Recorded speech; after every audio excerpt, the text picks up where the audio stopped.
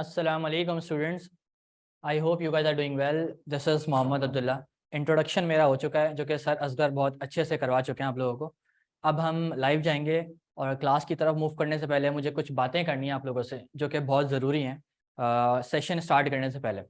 Actually हम लोग इस वक्त जो 9 का सेशन स्टार्ट करने जा रहे हैं ये टोटली डिफरेंट है फ्रॉम ग्रेड 8। ग्रेड 8 जो आप लोग पढ़ के आए हैं उस ग्रेड 8 में और 9th में जो मेन डिफरेंस है वो ये है कि अब जो हमने एग्ज़ाम देना है वो इंटर स्कूल एग्ज़ाम नहीं होगा। वो हमारा एग्ज़ाम जो है board of secondary education Karachi ने लेना है। राइट। तो इसका मतलब क्या है कि अब हमारे इंटर स्कूल एग्ज़ाम्स का जो पोर्शन है वो वाला वाइंड अप हो चुका है।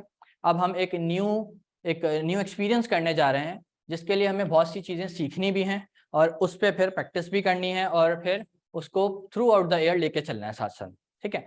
Before to move on that one मैं फिर से एक छोटा सा अपना इंट्रोडक्शन लेते हुए चलूँ। ऑलरेडी सर असगर बहुत अच्छा इंट्रोडक्शन मेरा करवा चुके हैं। My name is sir Abdullah. मैं एक्चुअली फ़िज़ाइया कॉलेज में लेक्चरार हूँ और इसके साथ साथ बहुत सारे डिफरेंट कोचिंग से इंडल्ज हूँ। कंप्यूटर साइंस लेता हूँ, मैं वहाँ कंप्यूटर साइंस पढ़ाता हूँ। तो मेरा अल्हम्दुलिल्लाह कोई 9 से 10 साल का एक्सपीरियंस भी है इसमें। तो इंशाल्लाह मैं बहुत अच्छा आपको लेके चलूँगा थ्रू आउट द ईयर और बहुत अच्छे गाइडेंस पॉइंट आपको देता रहूँगा टाइम टू टाइम। तो आपने सिर्फ करना ये है कि बातें सिर्फ सुननी नहीं है, उन पे अमल भी करना है और अमल करने के साथ साथ आपने उसको प्रैक्टिस में रखना है, अपनी डेली प्रैक्टिस में आपने उसको ऐड कर लेना है। राइट। अच्छा जी, तो बेसिकली जो हम स्टार्ट लेने जा रहे हैं वो हम स्टार्ट किस वे में लेने जा रहे हैं कि पहले मैं आपको ये बता दूं कि what is the major difference between grade 8 and 9। तो 8 में हम लोग अभी तक इंटर स्कूल एग्जाम्स देते आए हैं। उसमें एवेल्यूशन होती थी हमारी 8 से 10 बच्चों के अंदर। अगर किसी क्लास में 40 से 50 बच्चा है तो 40 से 50 बच्चों के अंदर हमारी एवेल्यूशन हो रही होती थी और उसमें ही हम पोजीशन ले रहे होते थे, फर्स्ट आ रहे होते थे, सेकंड आ रहे होते थे और फेल भी हो रहे होते थे कुछ बच्चे। राइट। तो it all depends on our struggle. Right. तो इसमें हमने अब करना ये है भाई कि वो 40-50 बच्चे और 10-20 बच्चों वाली कहानी हो गई है ख़त्म। अब हमने अब हमने जो एग्ज़ाम्स देने हैं वो हमारे एग्ज़ाम जो होंगे वो पूरे कराची के बच्चों के बीच में हमने एग्ज़ाम देना है। इसका पूरे कराची नहीं, इवन पूरे सिंध के बच्चों के बीच में हमने एग्ज़ाम देने हैं। और ये एग्ज़ाम्स जो हैं अब हमारा जो कंपटीशन है वो अगर पहले 2% हुआ करता था तो अब वो 100% पे चला गया है।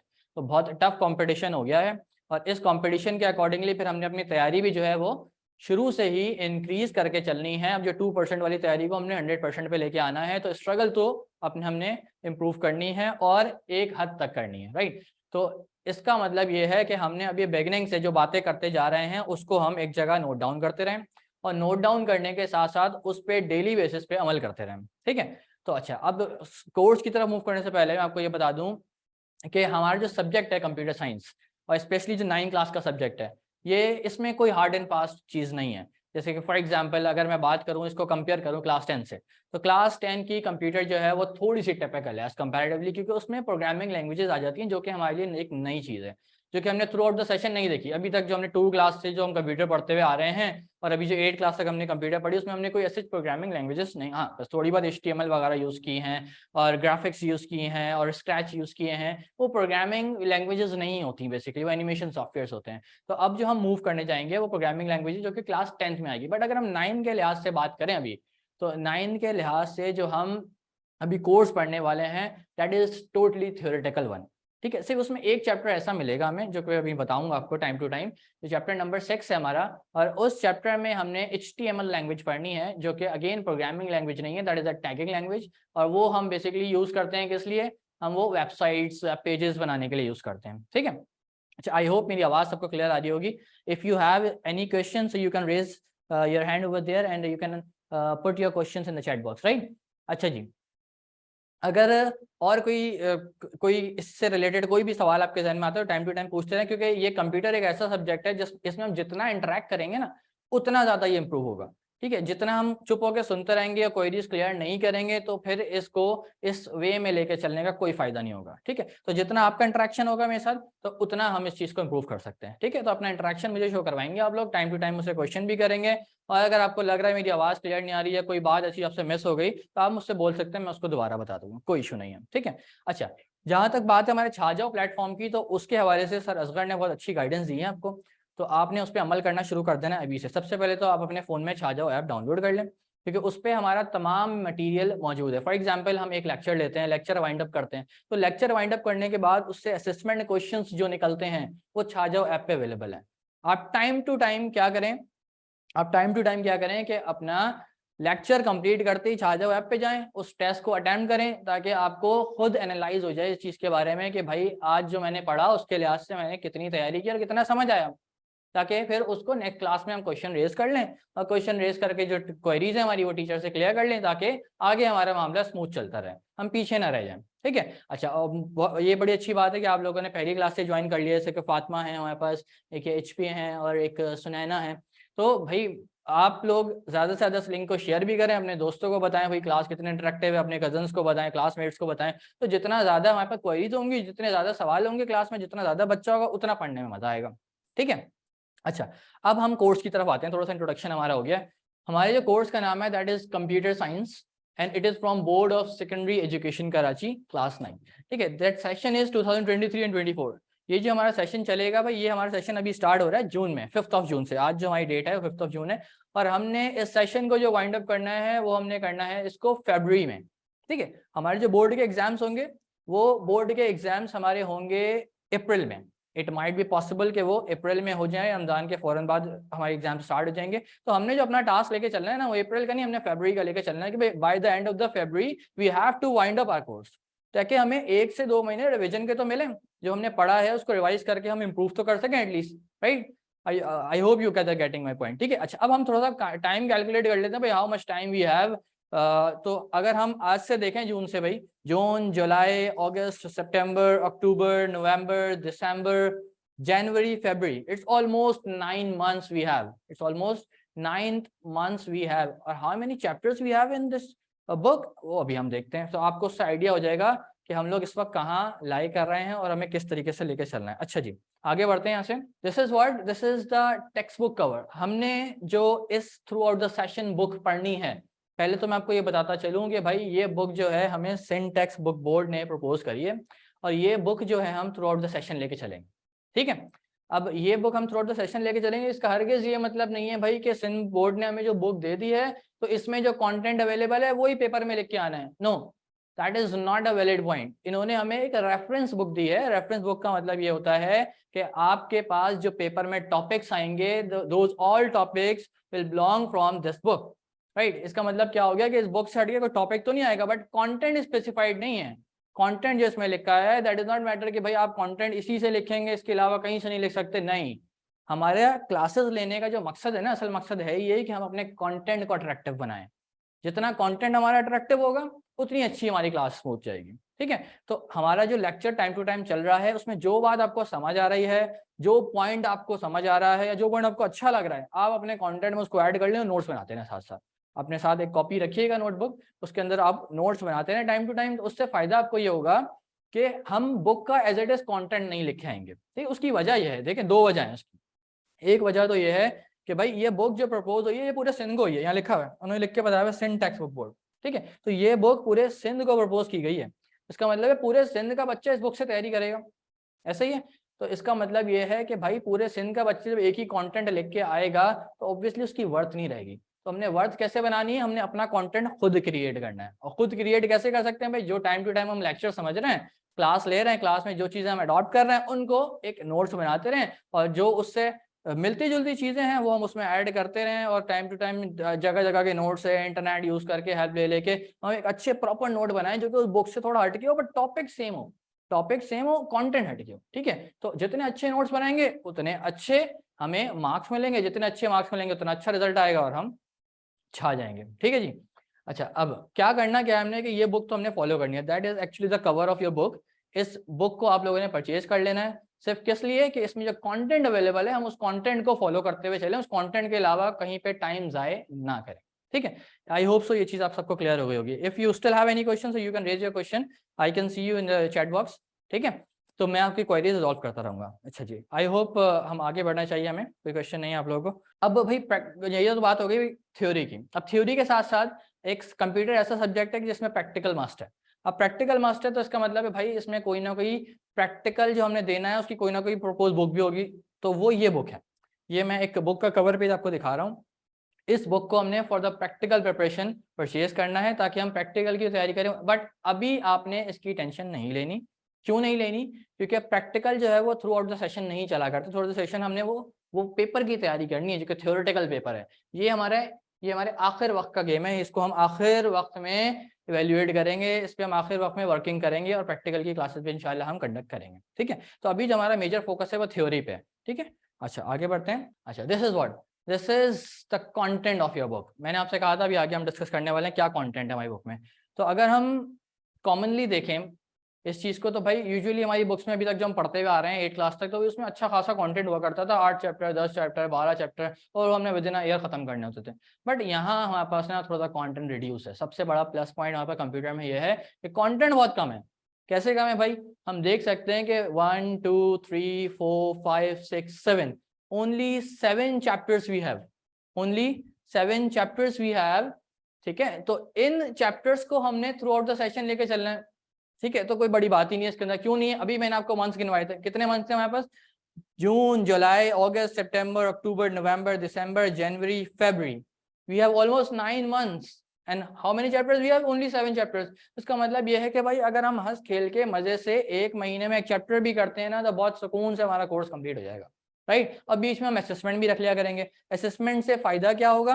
असेसमेंट से फायदा ये होगा कि जो time to time chapter cover हो रहे हैं तो भाई वो आपको याद भी हैं, भूल तो नहीं गए पिछले चैप्टर, ये हमें टाइम टू टाइम पता चलता है। ठीक है, तो ये 2-4 बातों का हमने थोड़ा सा ख्याल रखना पड़ेगा और इसको हमें थ्रू आउट द सेशन लेके चलना पड़ेगा। ठीक है, अच्छा टाइम हमारे पास थोड़ा सा कम है तो इसलिए थोड़ा सा इसको क्विक लेके चलेंगे।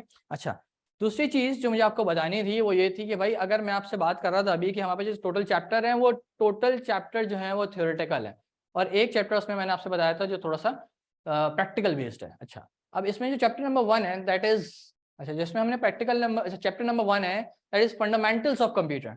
फंडामेंटल्स ऑफ कंप्यूटर, तो ये पहला चैप्टर जो है इसमें हमने सिर्फ कंप्यूटर की बेसिक्स देखनी है। फंडामेंटल्स का मतलब होता है बेसिक्स। हमने कंप्यूटर की बेसिक्स देखनी है, भाई कंप्यूटर एक्चुअली है क्या, कब बना, किसने बनाया, कहाँ से आया, पहले कैसा था, अब कैसा है। तो ये 2-4 जो कंपैरिजंस हैं ये देखने हैं कौन कौन से पार्ट से मिलकर बना है, कैसे वर्किंग करता है। तो इसकी जो मेजर चीजें हैं जो कि बेसिक्स कहलाती हैं वो हमने इस चैप्टर में सीखनी है। ठीक है, तो that is the easiest one. I hope कि इस चैप्टर पे हम लोग ज़्यादा टाइम लगाएं ताकि हमें सारी बेसिक्स क्लियर हो जाएं, क्योंकि जब बेसिक्स क्लियर हो गई तो आगे मेहनत करनी कम पड़ेगी हमें। ठीक है, तो अगर शुरू में बेसिक्स ही वीक रही हमारी तो आगे फिर हमारी मेहनत डबल हो जाएगी। ठीक है, तो हमने ये एक छोटा सा ख्याल रखते हुए चलना है शुरू से कि हम इस चैप्टर पर थोड़ा सा टाइम लगाएंगे, थोड़ा सा लेंदी भी है और थोड़ा इंटरेस्टिंग भी है। ठीक है, हिस्ट्री है बेसिकली कंप्यूटर की और उसके पार्ट्स के बारे में बात करनी है। अच्छा, अब हम चैप्टर नंबर 2 की बात करें तो that is what fundamentals of operating system. I hope 8 class के बच्चों को पता होता है ऑपरेटिंग सिस्टम क्या होता है, आपको भी पता होगा। एक ये ऐसा सॉफ्टवेयर है जो कि कंप्यूटर को चलाने के लिए रिस्पॉन्सिबल है। इसका मतलब क्या हो गया, कंप्यूटर की जितनी भी एक्टिविटीज हैं, जितने भी ऑपरेशन हैं, ये सारे के सारे इस ऑपरेटिंग सिस्टम के थ्रू परफॉर्म होते हैं। राइट, तो ये जो ऑपरेटिंग सिस्टम सॉफ्टवेयर है हमारे पास, ये इसकी क्या फंडामेंटल है, इसकी क्या बेसिक्स हैं, ये क्यों यूज होता है, ये कब यूज होता है, इसकी कब जरूरत पड़ती है, ये कैसे टास्क परफॉर्म करवा रहा होता है, कितनी तरह के ऑपरेटिंग सिस्टम होते हैं, ये सारी बातें हमने चैप्टर 2 में करनी है। ठीक है, अब आते हैं चैप्टर नंबर 3 पे। चैप्टर नंबर 3 क्या है हमारे पास? It is office automation. भाई ऑफिस का नाम सुना होगा आप लोगों ने, कहाँ सुना है? एमएस ऑफिस की जगह आपने कोई एक नाम सुना होगा ऐसा, एमएस ऑफिस। एमएस ऑफिस की फुल फॉर्म क्या है? Microsoft office. ठीक है, इसको हम ऑफिस सॉफ्टवेयर क्यों बोलते हैं? इसको ऑफिस सॉफ्टवेयर इसलिए बोलते हैं क्योंकि ये एक ऐसा सॉफ्टवेयर है जो कि हमारे बेसिक ऑफिस टास्क कंप्लीट करवाने के लिए बनाया गया है, जिसमें यहाँ पर बहुत सारी कैटेगराइजेशन आ जाती है, MS Word, MS Excel, MS PowerPoint, MS Access. ठीक है, there we have a multiple categorization, but हमने इसके अंदर सिर्फ 2 कैटेगराइजेशन पढ़नी है। इस चैप्टर में हमने ऑफिस की सिर्फ 2 कैटेगराइजेशन पढ़नी है। कौन सी 2 कैटेगराइजेशन हैं? एक तो है एमएस वर्ड, दूसरी है एमएस एक्सेल। मेरा नहीं ख्याल कि आजकल 8-9 के बच्चे जो है उन्होंने कभी एमएस वर्ड एक्सेल यूज नहीं किया, और सब ने यूज किया होता है। ठीक है, तो उसको थोड़ा सा स्मूथ वे में आगे देखेंगे भाई कि इसको और कैसे इनहांस कर सकते हैं, कैसे अच्छा बना सकते हैं, कौन कौन सी चीज़ और सीख सकते हैं हम। भाई आई होप आपको मेरी बातें समझ आ रही हैं, मैं तेज़ नहीं बोल रहा, मुझे थोड़ा सा एक्नॉलेज करते हैं चैट बॉक्स में ताकि हम इसको प्रोसीड कर लें स्मूथली। ठीक है, मुझे एक ओके का या फिर सर का एक मैसेज कर दें कि सर सही सब समझ आ रहा है। ठीक है, आगे बढ़ते हैं हम चैप्टर नंबर 4 पे। Chapter number 4 is belong from data communication and computer networks. Okay, Sunain and Fatima, आगे बढ़ते हैं चैप्टर नंबर 4 पे। चैप्टर नंबर 4 है हमारे पास data communication and computer network. तो भाई कम्युनिकेशन का नाम हम सुनते रहते हैं, कम्युनिकेशन मतलब किसी से इंटरेक्शन करना, कम्युनिकेट करना। तो यूजुअली हम लोग बाहर जो इजी लोड की शॉप होती है ऑल उस पर भी कम्युनिकेशन लिखा हुआ देख रहे होते हैं। इसका मतलब क्या है कि how we can communicate with someone through data. तो ये चीज हमने इस चैप्टर में पढ़नी है कि भाई डेटा होता क्या है, डेटा के थ्रू कैसे कम्युनिकेट करते हैं हम एक दूसरे से, ठीक है, और कौन कौन सी डिवाइसेस की जरूरत पड़ती है कम्युनिकेट करने के लिए, और वो जो कम्युनिकेशन हो रहा है उस कम्युनिकेशन के बैकएंड पे सीन क्या है, कैसे हमारा डेटा एक जगह से दूसरी जगह पहुंच रहा है, कैसे हम लोग उस डेटा को एक जगह गैदर कर रहे हैं और वो बीच में मिस नहीं हो रहा, ये सारी बातें हम इस चैप्टर में सीखेंगे। इसके साथ साथ क्या लिखा हुआ है, कंप्यूटर नेटवर्क। तो network is what, network is that by which we send the data from one place to another, जिसके थ्रू हम डेटा को सेंड कर रहे होते हैं एक जगह से दूसरी जगह, ठीक है। तो ये सारी बातें हमने करनी है चैप्टर नंबर 4 में। तो चैप्टर नंबर 5 जो है हमारा, that is computer security and ethics. अच्छा, security is major point. How come भाई, हम लोग जब कोई चीज, डाटा, कोई भी फाइल होगी, कुछ भी चीज हम कंप्यूटर में सिक्योर कर रहे हैं, तो सिक्योरिटी इज मस्ट। इवन तो not only for the computer, अगर हम यूजुअली भी बात करें भाई, तो हम तो कराची में रहते हैं भाई, कराची में रहने वाले की तो सिक्योरिटी तो बहुत इंपॉर्टेंस रखती है, ठीक है। तो भाई सिक्योरिटी एक ऐसा पॉइंट है कि भाई हर चीज को प्रोवाइड करनी है ताकि हम जिसको सिक्योरिटी यूज कर सकें, ठीक है। यूज कर सकें से क्या मुराद है भाई, कि हम जब तक सिक्योरिटी किसी चीज को प्रोवाइड नहीं करेंगे तब तक हम उसको एश्योर नहीं कर सकते भाई कि वो हमें कल मिलेगी भी कि नहीं मिलेगी, सही हालत में मिलेगी भी कि नहीं मिलेगी। तो सिक्योरिटी, कंप्यूटर सिक्योरिटी एक ऐसा पॉइंट है भाई कि जो हमने अपने डाटा को, अपनी फाइल्स को, अपने एप्लीकेशंस को, इवन अपने हार्डवेयर को प्रोवाइड करनी है, ठीक है। तो उस सिक्योरिटी में क्या क्या पॉइंट्स हो सकते हैं जिसकी वजह से हमें सिक्योरिटी अलर्ट करनी पड़े या सिक्योरिटी अप्लाई करनी पड़े, वो पॉइंट्स हम इस चैप्टर में देखेंगे, ठीक है। कि भाई फॉर एग्जांपल भाई हमारा डाटा हैक हो सकता है, हमारा डाटा क्रैक हो सकता है, हमारा डेबिट कार्ड स्कैमिंग हो सकती है, हमें कोई बुली कर सकता है। तो ये सारी बातें जो कि हम फेस करेंगे सिक्योरिटी पॉइंट ऑफ व्यू से, वो हमने इस चैप्टर में देखनी है, ठीक है। अच्छा, अब ये तो वो बातें हो गई। अब इन बातों से बचना कैसे, कैसे हम उस सिक्योरिटी पॉइंट ऑफ व्यू से जो बातें, फॉर एग्जांपल अगर कोई हमें हैक कर रहा है तो भाई हम उससे कैसे बचें, क्या प्रोटेक्शन लेयर यूज करें कि भाई कोई हमारा डेटा हैक ना करे। तो ये सारी बातें भी हमने इस चैप्टर में सीखनी है। सिर्फ यही नहीं कि क्या क्या रिस्क हैं, हम उन्हें उस रिस्क के साथ साथ उसके सेविंग पॉइंट भी देखने हैं कि भाई इस चीज से बचने के लिए हम ये तरीका इस्तेमाल कर सकते हैं, तो होपफुली हम इस चीज से बच जाएं, ठीक है। अच्छा, अगर हम बात करें चैप्टर नंबर 6 की, ये तो हो गया चैप्टर नंबर 5, चैप्टर नंबर 6 की अगर हम बात करें तो chapter number 6 is web development, जिसकी मैं आपसे बात कर रहा था कि इस चैप्टर के अंदर हमने HTML लैंग्वेज का जिक्र करना है। HTML language is what, hypertext markup language. मैंने अभी कहा ये प्रोग्रामिंग लैंग्वेज नहीं है, ये एक मार्कअप लैंग्वेज है by which we create the websites, web pages. तो हम कोशिश करेंगे भाई, टाइम हम निकालेंगे और कोशिश करेंगे कि हम इस चैप्टर में वेब पेजेस बना के भी देखें, या वेब पेजेस पे जो कंटेंट अवेलेबल होता है वो होता कैसे है उसको जरा ट्राई भी करें खुद से, यहाँ पे कोड लिख के, या फिर हम सॉफ्टवेयर ओपन कर लेंगे यहाँ पे, उसको भी हम थोड़ा सा ट्राई करेंगे और आप लोगों को भी मैं इंटरेक्शन में लूंगा और आपको क्वेरीज दूंगा और आपको टास्क दूंगा, आपने मुझे करके सबमिट करवाने हैं, ठीक है। और उससे रिलेटेड बहुत सारे कंटेंट जो है वो छाजाओ ऐप पे अवेलेबल है, आप वहाँ जगह भी उस चीज़ को जो है जितना जितना चाहे एग्जामाइन कर सकते हैं, भाई मुझे कितना आ गया, मुझे कितना इस चीज़ में वर्किंग करनी है, ठीक है। तो इससे हम पहले तो ये देखेंगे भाई कितनी तरह की वेबसाइट्स होती हैं, कैसे बनी वो वेबसाइट्स, क्या स्टेप्स हैं इनके, और फिर वो बनाना भी सीखेंगे हम, ठीक है, ना कि सिर्फ ये। तो ये एक इंटरेस्टिंग चैप्टर है हमारा, that is practical based chapter. इससे थ्योरी में बहुत कम कंटेंट आता है, बट हाँ प्रैक्टिकल के लिहाज से अच्छा चैप्टर है हमारा। अच्छा, चैप्टर नंबर 7 की अगर हम बात करें, इंट्रोडक्शन टू डेटाबेस सिस्टम। भाई फिर से यहाँ डाटा का वर्ड यूज हो गया है, अभी हमने बात की थी इसकी। यहाँ पे डाटा क्या है, वो कंटेंट हमारा, वो कंटेंट जो हमारे सिस्टम में मौजूद है जिसके थ्रू हम कम्युनिकेट कर रहे हैं। तो भाई वो कंटेंट कैसे कैसे हमारे कंप्यूटर में सेव होता है, उसके बैकएंड स्टोरी क्या है भाई, कैसे वो, फॉर एग्जांपल हम जो कंप्यूटर यूज करते हैं वहाँ पे पार्टीशंस बने होते हैं, सी पार्टीशन, डी पार्टीशन, ई पार्टीशन, हर पार्टीशन में फोल्डर बने होते हैं, हर फोल्डर में फाइल बनी होती है, हर फाइल का डिफरेंट नेम होता है। ये हो कैसे रहा है अंदर कंप्यूटर में, बैकएंड पे क्या कहानी हो रही है कि ये सारी चीजें ऐसे टाइमली मैनेज हो रही हैं, हम एक क्लिक करते हैं वो चीज़ें मिल जाती है, हम सर्च बार में उसका नाम लिखते हैं वो हमें फाइंड आउट करके ला देता है, उसको टाइम नहीं लगता ढूंढने में। तो भाई this is all just because of database. Databases हमारी बनी हुई हैं अंदर प्रॉपर, जहाँ पे बेस उस एरिया को कहते हैं जहाँ पे डाटा कैरी हो रहा है, तो डेटाबेसेस बनी हुई हैं जिसके ब्याह पे हमें जो हमारा डाटा है वो विद इन अ सेकेंड्स मिल जाता है, ठीक है जी। तो ये हमारे पास टोटल 7 चैप्टर्स हैं जिसको हमने थ्रू आउट द सेशन पढ़ना है। इस पूरे 9 महीने में हमने 7 चैप्टर्स को पढ़ना है बस, ठीक है जी। अच्छा, अब थोड़ी सी बात कर लेते हैं सब्जेक्ट मार्क्स। हमारा जो कंप्यूटर साइंस सब्जेक्ट है इसके टोटल मार्क्स हैं कितने जो हमने बोर्ड में पेपर देना है। तो हमने जो बोर्ड में भाई अपेयर होना है, इस सब्जेक्ट के जो मार्क्स हैं अगर हम टोटल बात करें तो भाई 75 मार्क्स का पेपर होता है हमारा। कितना? 75 मार्क्स का पेपर होगा हमारा बोर्ड का, जिसमें से भी 2 डिविजन्स हुई हुई हैं। अब वो 75 मार्क्स टोटल थ्योरेटिकल नहीं है, उसमें भाई बोर्ड वाले ने 2 डिविजन्स कर दिए भाई, सिंध बोर्ड ने हमारे 2 डिविजन्स। क्या डिविजन्स कर दिए? एक प्रैक्टिकल, ठीक है, और दूसरी, अच्छा एक तो हो गई प्रैक्टिकल, दूसरी हो गई आपके थ्योरी, ठीक है, सॉरी दिस वन थ्योरी।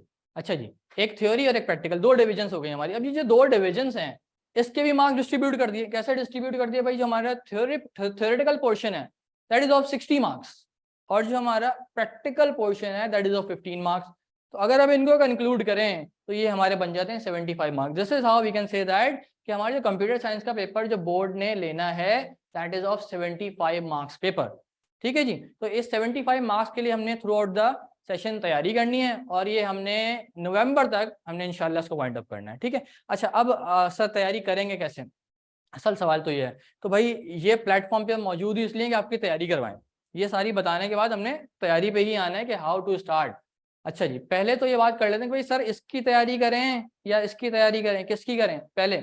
तो भाई पहले आपको मैं सजेस्ट करूंगा कि हम लोग थ्योरी से स्टार्ट करेंगे, क्योंकि बोर्ड का जो सीक्वेंस है थोड़ा सा वो है भी ये कि पहले बोर्ड लेगा आपका थ्योरेटिकल पेपर, फिर उसके 10 से 15 दिन के मार्जिन के बाद बोर्ड लेगा आपका प्रैक्टिकल पेपर। ठीक है, तो ये दोनों एग्जाम बोर्ड ही लेगा। बोर्ड ने ही हमें इसके लिए वैल्यूएट करना है, सॉरी एग्जामाइन करना है कि भाई क्या कितनी तैयारी है आपकी, कैसे प्रिपेयर है आप। तो भाई पहले ये लेगा तो हम पहले इसके लिए तैयारी, और ये मेजर पोर्शन भी है, 60 मार्क्स का पोर्शन है, वो तो सिर्फ 15 मार्क्स का है। तो इसके लिए हम पहले लेके चलेंगे अपनी तैयारी, ठीक है, थ्रू आउट द सेशन। अब इसके लिए जो तैयारी करनी है हमने वो कहाँ से करनी है? तो उसके लिए मैंने बुक तो रेफर कर दी, और ये लेक्चर जो है हमारे बस ये काफ़ी हैं। हमने टाइम टू टाइम लेक्चर्स लेने हैं और इसकी जो है वो असेसमेंट अटेम्प्ट करने हैं अपनी ऐप पे जाके, दैट्स ऑल। ठीक है, अच्छा अब ये 60 मार्क्स में सर पेपर आएगा कैसे? सर पेपर कैसे आता है 60 मार्क्स का? तो इसके बारे में बात कर लेते हैं भाई आगे। अच्छा, अब ये जो 60 मार्क्स का पेपर है इसका जो मार्क्स वेटेज है, वो मार्क्स वेटेज कुछ इस तरीके से डिवाइड किया गया है बोर्ड की तरफ से कि जिसमें पहला सेक्शन जो है आपका दैट इज MCQ सेक्शन। अच्छा जी, फर्स्ट सेक्शन इज, अच्छा this is what the first section that is MCQ section. तो पहला सेक्शन जो है हमारा वो MCQ सेक्शन है, दूसरा सेक्शन जो है वो शॉर्ट क्वेश्चन आंसर सेक्शन है, तीसरा सेक्शन जो है वो है डिस्क्रिप्टिव क्वेश्चन आंसर्स। तो बोर्ड ने हमें हमारा 60 मार्क्स का पेपर भी आसान कर दिया। कैसे? इसको 3 पोर्शन में डिवाइड कर दिया। 3 पोर्शन में डिवाइड करने से फायदा क्या होगा? तो भाई एक तो मल्टीपल चॉइस क्वेश्चन दे दिए, उसका वेटेज बता दिया 20%। तो भाई 20% वेटेज का मतलब ये है कि भाई अभी भी 80% का मेजर वेटेज बाकी है, वो उन्होंने डिवाइड कर दिया हमारे सब्जेक्टिव पोर्शन पे। कैसे? Short question answer will be of 40 and descriptive 40। अच्छा, इससे पहले देखो होता क्या था।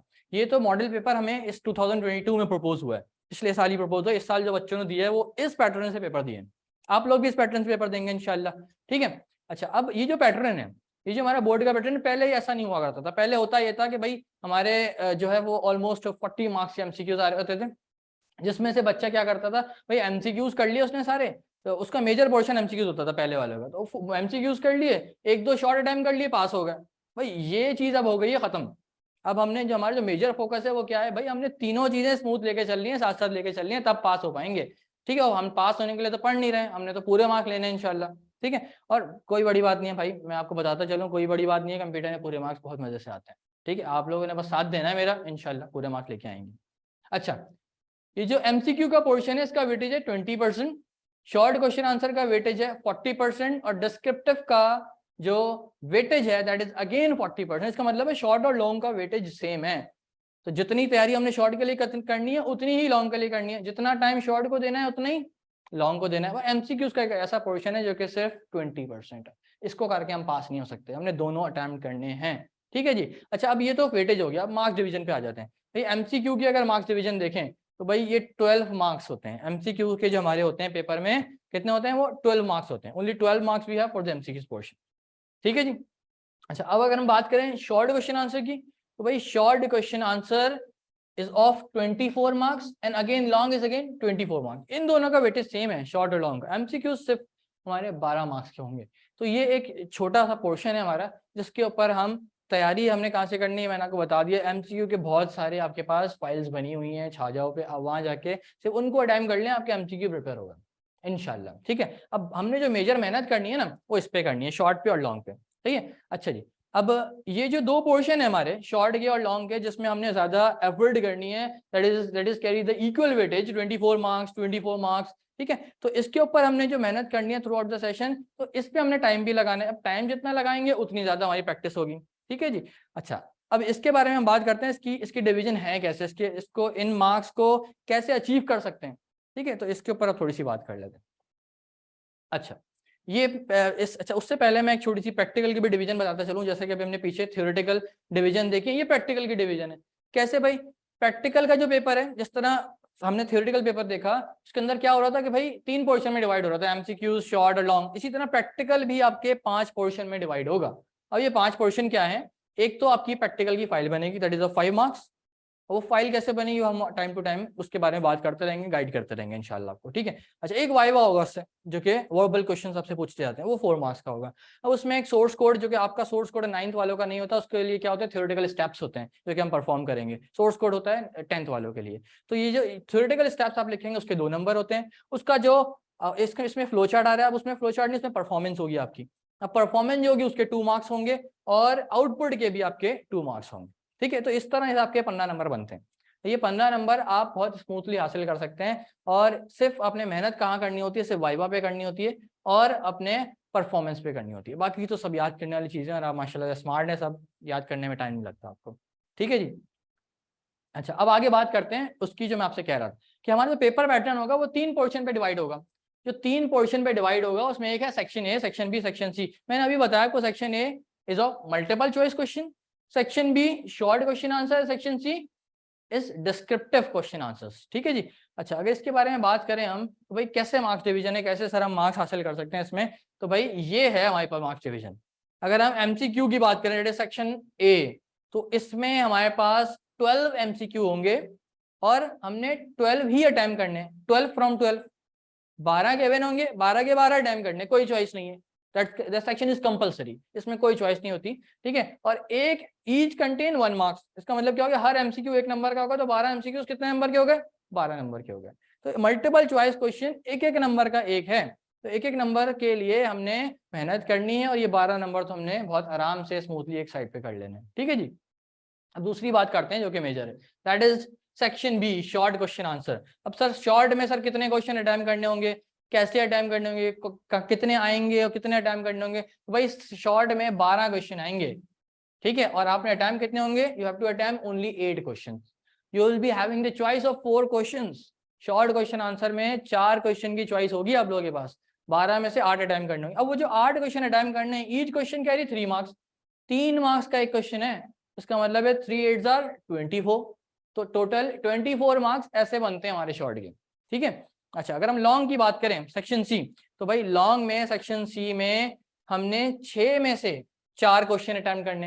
अब जब 6 में से 4 क्वेश्चन अटेम्प्ट करने हमने, तो एक क्वेश्चन 6 मार्क्स का है, तो अगेन 6 4 आर 24, राइट, 6 4 आर 24। तो इस तरीके से हमारे जो 24 मार्क्स, 24 मार्क्स और ये 12 मार्क्स, ये मिलके बनते हैं टोटल 60 मार्क्स, जो कि हमारा थ्योरेटिकल पेपर होगा, ठीक है। आई होप यहाँ तक सबको क्लियर होगा। भाई कोई सवाल है किसी के पास, कोई कुछ पूछना चाह रहे हैं? सब स्मूथ चल रहे हैं, बेहतरीन हो गया, सब समझ आ रहा है भैया ऐसा, ठीक है जी। अच्छा, यहाँ तक मैंने आपसे क्या अभी तक पेपर पैटर्न और वेटेज डिस्कस कर लिया है, ठीक है जी। अच्छा, अब चैप्टर 1 की थोड़ा सा इंट्रोडक्शन लेते हैं। देखा, आज जो है इंट्रोडक्टरी क्लास थी, शुरू में थोड़ी सी सर असगर ने भी थोड़ा सा टाइम लिया, तो इस वजह से हमारी क्लास का टाइम रिड्यूस हो गया, बट नेक्स्ट टाइम से ऐसा नहीं होगा। You have to be there at 3 पे हमने क्लास स्टार्ट कर लेनी है इंशाल्लाह, और 3 से लेके ऑनवर्ड्स हम 4 तक अपनी क्लास रखेंगे, और जितना ज़्यादा से ज़्यादा इंशाल्लाह कंटेंट हम कवर कर सके करेंगे, ठीक है। अच्छा, मैं थोड़ा सा सबसे इंट्रोडक्शन देता हुआ चल रहा हूँ चैप्टर 1 का, फिर हम क्लास वाइंड अप करते हैं। टाइम हमारा हो रहा है, थोड़ा सा टाइम शॉर्ट है, तो फिर इंशाल्लाह अगली क्लास में इसको यहाँ से प्रोसीड करेंगे, और जितना स्मूथ होगा लेके। अच्छा, एक चीज़ और, आपने मुझे फीडबैक ज़रूर देना है नेक्स्ट क्लास में। फीडबैक किस वे में देना है कि सर पहली क्लास कैसी गई, क्या इंटरेक्टिव था उसके अंदर, क्या लैकेज थे, क्या आपको उसके अंदर वीक पॉइंट्स नजर आए कि सर आपकी आवाज़ स्लो आ रही थी, या फिर ये चीज़ आपने जो है थोड़ी जल्दी में बता दी, दोबारा बता दें। भाई जितना इंटरेक्शन करेंगे ना उतना मजा आएगा पढ़ने में, ठीक है जी। तो इंटरेक्शन आपका मुझे लाजमी चाहिए। मुझे जैसे ही मैं नेक्स्ट क्लास ज्वाइन करूँ, तो आपने मुझसे इंटरेक्शन लाजमी करना है, और इंटरेक्शन करने के बाद फिर हम अपने सब्जेक्ट पे आएंगे। और हाँ, एक चीज़ और मैं बताता चलूँ भाई, जो आज के लेक्चर में पढ़ा, मैं आपसे पूछूंगा कुछ क्वेरीज कि भाई लास्ट लेक्चर में हमने क्या पढ़ा था। भाई फातिमा बताइए आप, आयजा बताइए आप, लास्ट लेक्चर में हमारा लास्ट टॉपिक क्या था। आपके फीडबैक से हम स्टार्ट करेंगे, तब तो मज़ा आएगा पढ़ने में। मैं यहाँ आके पढ़ाता जाऊँ, आपका कोई रिस्पॉन्स ही ना हो, मज़ा नहीं आएगा। ठीक है जी। अच्छा, यहाँ तक आई होप कोई क्वेश्चन नहीं है आप लोगों को। बस थोड़ा सा इंट्रोडक्शन देता हूँ मैं चैप्टर का, फिर क्लास वाइंड अप करते हैं। तो basically the chapter number 1 is related to what, fundamentals, fundamentals of computer. Fundamentals का भी मैंने आपको मतलब बताया, दैट इज व्हाट। अच्छा, fundamentals is what, basic, basics of computer. Basic क्या है भैया, बेसिक किसे कहते हैं? बुनियाद। बुनियाद का मतलब क्या है भाई, कंप्यूटर आया कहाँ से, किसने बनाया था, कब बनाया था, पहली सदी में कैसे कंप्यूटर हुआ करते थे, आज कैसे हैं, और अगर ये मॉडिफिकेशन आई है तो कैसे आई है, इसके पीछे क्या हाथ है, और अभी जो मॉडिफिकेशन मजीद आ रही हैं तो भाई वो किस वे में आ रही हैं, किस सेंस में आ रही हैं, क्या वर्किंग हो रही है पीछे। जो कंप्यूटर इतने इंप्रूव हो गए हैं, इतने एनहांस हो गए हैं भाई, कि हम जो ऐसी ऐसी टेक्नोलॉजीज देख रहे हैं आजकल जिसका तसव्वुर भी नहीं कर सकते थे। ठीक है, सब कंप्यूटर है। अच्छा, तो भाई before to end the class, ये तो इंट्रोडक्शन हो गया थोड़ा सा, before to end the class मुझे एक छोटी सी 1 लाइन डेफिनेशन चाहिए आप लोगों से कंप्यूटर की, कि आज तक जो 8 क्लास तक आपने कंप्यूटर पढ़ा, उसमें आपको क्या लगता है भाई कंप्यूटर है क्या? एक लाइन में मुझे कंक्लूड कर दें। मैं वेट कर रहा हूँ आपके रिस्पॉन्स का सबका, जल्दी से मुझे एक लाइन में कंक्लूड कर दें कि भाई सर मुझे लगता है कंप्यूटर ये होता है। ठीक है जी। तो उसके बाद हम इसको और मजीद इंटरेक्टिव बना के, आपके जवाब से मजीद इंटरेक्टिव बना के नेक्स्ट क्लास स्टार्ट करेंगे। जी मैं वेट कर रहा हूँ आपका। Fatima, Aiza, Aslam, Sunaina. Computer is an electronic device which takes input from user. Okay Aiza, I got it. Computer is an electronic device that performs process and gives output and takes input. Fatma, okay Fatma, very good. Computer is very essential need. Very good Sunaina. Anyone else? अच्छा चलो एक काम करते हैं, एक task देता हूँ आपको आज मैं नेक्स्ट क्लास तक के लिए। अभी मुझे दोनों डेफिनेशन में एक पॉइंट मिला जो कि कॉमन था, जो कि मेरे ख्याल से हर बच्चा बचपन से पढ़ता हुआ आ रहा है। That is what, computer is an electronic device. Computer is an electronic device. मेरे ख्याल से जब बच्चे की पहली क्लास होती है ना कंप्यूटर की, 2 क्लास में, उस वक्त से उसको ये डेफिनेशन हटा दी जाती है। Computer is an electronic device. 2 3 4 5 6 7 8, भाई 7 साल आप ये डेफिनेशन पढ़ के आए हैं, ऐसे ही है? सही हूँ ना भाई मैं यहाँ पे? तो भाई आपने अब करना ये है कि मुझे अपने इस पॉइंट को एलेबरेट करना है नेक्स्ट क्लास में, कि why computer is electronic device, why we called it electronic device, what is the back story. भाई इसको कंप्यूटर को इलेक्ट्रॉनिक डिवाइस कहते हैं क्यों, अभी नहीं बताना किसी ने मुझे। ठीक है जी, इसको इसके ऊपर वर्किंग करनी है पहले। मुझे पता है सब वो एक एक आंसर देते हैं सब मुझे यूजुअली, कि भाई सर इलेक्ट्रिसिटी से चलती है इसलिए इलेक्ट्रॉनिक डिवाइस। ये जवाब नहीं चाहिए मुझे, एक रिसर्च बेस्ड जवाब चाहिए कि भाई why we called it electronic device, कहते हैं क्यों है इसको इलेक्ट्रॉनिक डिवाइस। तो इसके ऊपर थोड़ी सी पहले आपने वर्किंग करनी है। ठीक है, इसके ऊपर थोड़ी सी रिसर्च करनी है, और उसके ऊपर फिर मुझे आपने एक प्रॉपर डेफिनेशन, बेशक आप लिख के उसके स्नैप शेयर कर सकते हैं मेरे साथ, या फिर आप चाहें तो चैट में वो डेफिनेशन टाइप करके मुझसे नेक्स्ट क्लास में इंशाल्लाह आप मुझे बताएंगे लाजमी। ठीक है, दैट इज योर टास्क। तो why we called it computer, why we called electronic device, ठीक है, हम कंप्यूटर को इलेक्ट्रॉनिक डिवाइस क्यों कहते हैं, ये आपका सवाल है। इसके ऊपर आपने वर्किंग करनी है, that is your assignment for the till the next class. ठीक है जी। तो आई होप सबको सारी क्वेरीज क्लियर होंगी। Still if you have any question, so I am giving you a minute, you can ask any question over there. Anyone? If you all are agree, just thumbs up there. That's very good, Fatima. क्या बता दूं बेटा दोबारा? Aslam Parvez, can you please repeat your question? अच्छा, क्या करना है? करना ये आप लोगों ने कि आप सबने मुझे एक डेफिनेशन बताई कंप्यूटर की, कि कंप्यूटर इज इलेक्ट्रॉनिक डिवाइस। आपने मुझे बताना ये why we called it electronic device. तो इसका आपने मुझे एक जवाब देना है अगली क्लास में। ठीक है, why we called it electronic. Got it? I hope you should wind up. ठीक है जी। अच्छा जी, तो इंशाल्लाह अगली क्लास तक के लिए इसको वाइंड अप करते हैं, फिर इंशाल्लाह मंडे को at be at 3 you should be there. ठीक है जी। अल्लाह हाफिज, till then take care of yourself. अल्लाह हाफिज।